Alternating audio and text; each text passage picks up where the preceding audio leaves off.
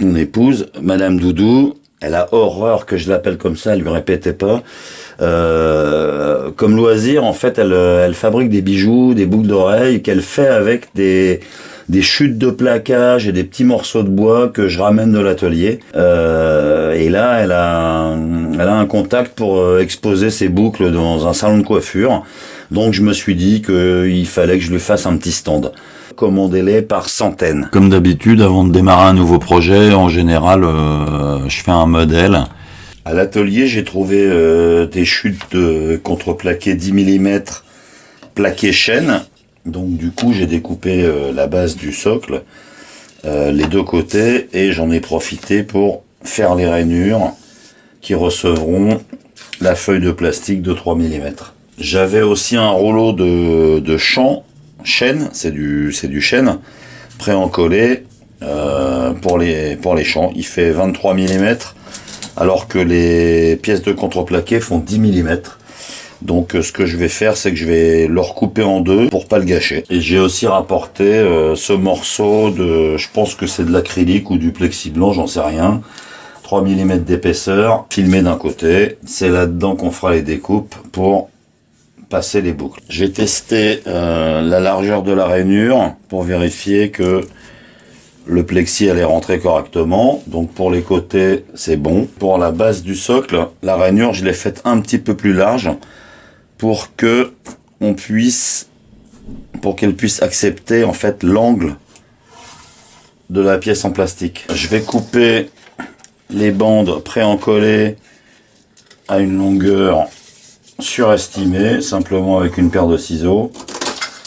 Pour couper les bandes de plaquage en deux, je les ai tracées au centre.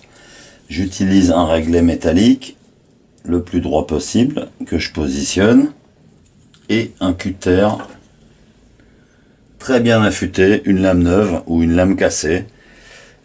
Et alors surtout, n'essayez pas de le couper en une seule fois parce que c'est du chêne, c'est très fibreux. Et si vous essayez de le couper en une fois, le bois va se casser en suivant les fibres et va pas du tout être coupé en suivant votre trait. Donc là, je suis passé 3 fois, 4, et c'est bon. Pour coller les champs pré-encollés, je vais utiliser un fer à repasser. Alors ça, c'est un fer à vapeur, mais surtout, n'utilisez pas la fonction vapeur. Il faut régler le fer entre laine et coton. Coton, c'est trop chaud. Laine, ça peut être un peu trop froid. Coton trop chaud, pourquoi? Parce que quand on va chauffer le bois et qu'on va le presser, si on est trop chaud, la colle ici va devenir tellement liquide qu'elle va être complètement absorbée par le contreplaqué et que le collage sera pas bon. Le fer est chaud, sans me brûler. Alors, sur des petites pièces comme ça, c'est difficile parce que c'est compliqué d'appuyer. Là, je suis à plat. Je laisse chauffer. Je me promène un peu et je vérifie. Là, ça a glissé. Mais je peux le rattraper parce que la colle est encore fondue. Et une fois que c'est bon, à peu près centré, je me dépêche. Je prends ma cale et j'appuie très fortement pour que le collage soit homogène et régulier partout. Là, ça bouge plus, ça a refroidi. J'aurai plus qu'à couper le plaquage des deux côtés, la raser et faire pareil sur toutes les autres faces. Ce que je fais habituellement pour les affleurer, c'est un petit coup de ciseau. On en laisse un peu. Pareil ici. Et après, un ciseau affûté au bord et un marteau. Et il n'y a plus qu'à mettre un coup de ponçage.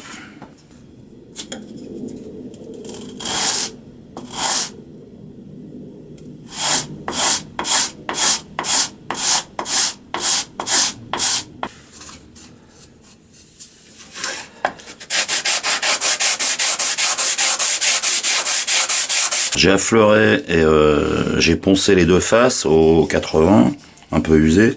Maintenant, il va falloir s'occuper des champs.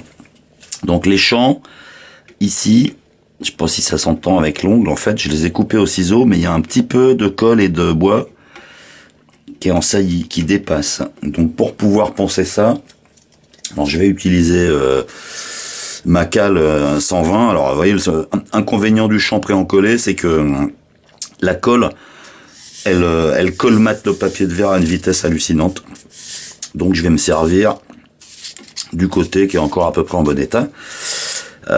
Donc ce champ-là, pour la fleurer, je vais surtout pas faire dans ce sens-là. Si je fais dans ce sens-là, ce qui va se passer, c'est que le papier va attraper la colle et le bois, le tordre et ça va péter ou décoller le champ. Donc ici, j'y vais en tirant gentiment jusqu'à ce que je sois à fleur. De l'autre côté, pareil, je vais pas le faire comme ça, je vais le faire comme ça, c'est-à-dire que je comprime mon champ vers son support. Là, on est pas mal. Là, on est pas mal. Et encore, j'ai un petit éclat. Maintenant, je peux poncer l'ensemble. J'ai tracé sur le martyr l'empreinte de la plaque en acrylique qu'on va utiliser pour les supports de boucle d'oreille. Donc, qui va être fixé avec du scotch double face. Comme cette plaque, c'est du plastique, je vais l'usiner en la lubrifiant avec de l'eau savonneuse. Qui va finir par traverser. J'ai pas envie que la plaque ait la moindre chance soit de bouger, soit carrément de se décoller et de se barrer, quoi. Pour positionner la plaque le long des axes de ma machine, en fait, je vais utiliser un réglet que je vais venir mettre en butée ici sur ce tasseau qui est ma référence, et je vais m'en servir pour venir, en pressant gentiment, coller la plaque sur le double face. J'ai réglé le zéro usinage juste dans l'angle.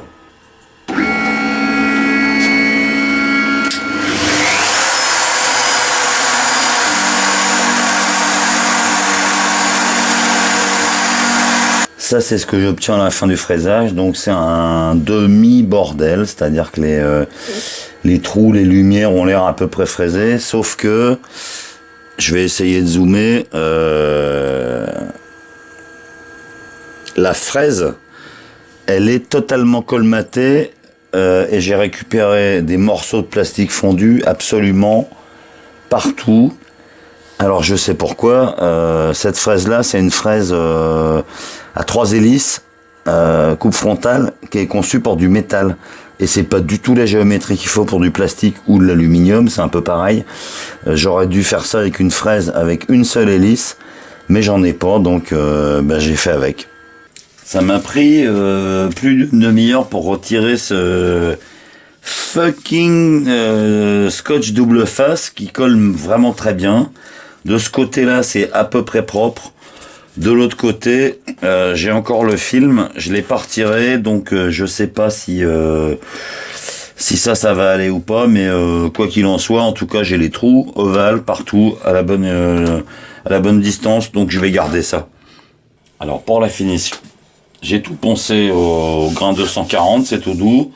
On va utiliser de la gomme laque, donc diluée. La même préparation que pour le petit repose machin. Un peu d'alcool pour délayer dans le tampon s'il n'y en a pas assez.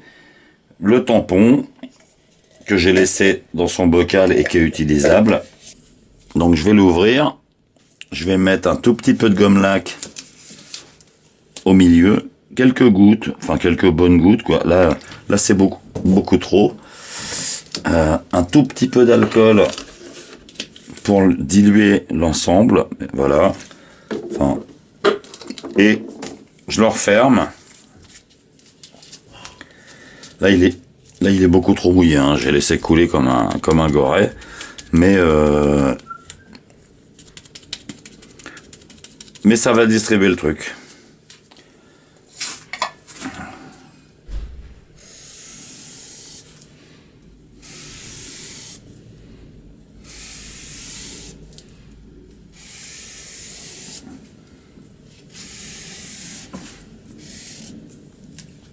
Alors ça sèche très vite.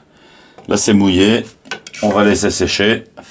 Quand j'aurai mis 2 couches partout, j'égrainerai à la laine d'acier et on continuera. Je vais nettoyer ça gentiment dans le sens du fil avec de la laine d'acier assez fine. Je vais aspirer et ensuite je continuerai à monter mes couches jusqu'à ce que je sois satisfait du résultat. J'ai passé, je sais pas, 4-5 couches de gomme laque.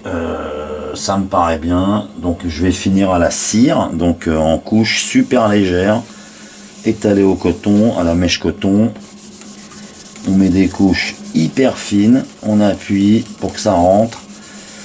Et après on fera polir dans une demi-heure à peu près et j'en remettrai probablement encore une ou deux. Bon, ça donne ça. Je vais avoir un peu de nettoyage à faire sur la plaque en plastique. J'ai des traces de colle et il faudra que je mette une pointe de colle des deux côtés pour bloquer les flancs. Mais globalement, c'est plutôt pas mal et ça devrait faire le job. Merci d'avoir regardé.